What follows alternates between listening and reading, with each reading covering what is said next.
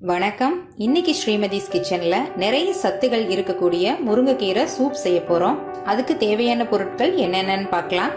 2 கைப்பிடி அளவு முருங்கைக்கீரை எடுத்துட்டு பழுப்பு இலைகள்ல இல்லாம இந்த மாதிரி சின்ன சின்ன தண்டுகளோட நான் சுத்தம் பண்ணி வச்சிருக்கேன்.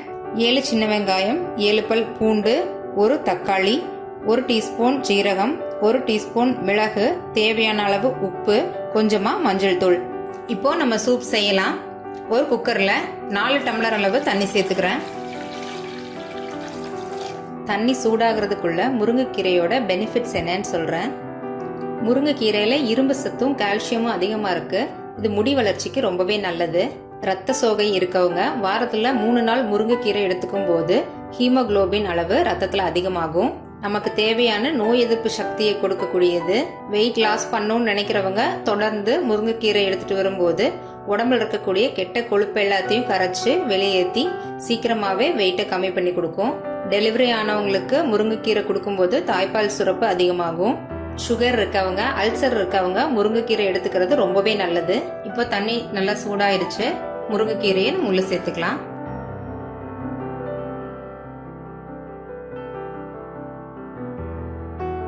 அது கூடவே சின்ன வெங்காயம் சேர்த்துக்கலாம், பூண்டு சேர்த்துக்கலாம்,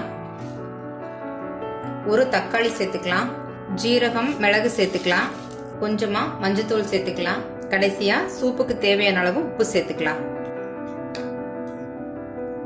எல்லாத்தையும் ஒரு வாட்டி நல்லா கலந்து விட்டதுக்கு அப்புறமா குக்கரை மூடி வச்சிடலாம். இப்போ மீடியம் ஃப்ளேம்லயே ஒரு 5 விசில் வர வரைக்கும் நம்ம வெயிட் பண்ணலாம். 5 விசில் வந்துட்டு பிரஷர் நல்லா ரிலீஸ் ஆயிடுச்சு. நம்ம ஓபன் பண்ணி பார்க்கலாம். ரொம்பவே நல்ல மணத்தோட சூப் ரெடி ஆயிடுச்சு. இப்போ ஒரு பாத்திரத்துல சூப் தனியா, கீரை தனியா வடிகட்டி எடுத்துக்கலாம்.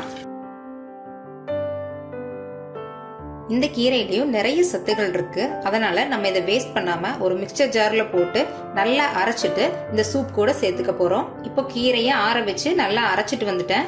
இதையே நம்ம சூப் கூட சேர்த்துக்கலாம். இப்போ இது எல்லாத்தையும் ஒரு தடவை நல்லா மிக்ஸ் பண்ணதுக்கு அப்புறமா சூடா சர்வ் பண்ணலாம். இப்போ ஹெல்தியான டேஸ்டான முருங்கைக்கீரை சூப் ரெடி ஆயிடுச்சு. இந்த ரெசிபியை நீங்களும் உங்க வீட்டுல செஞ்சு பாருங்க.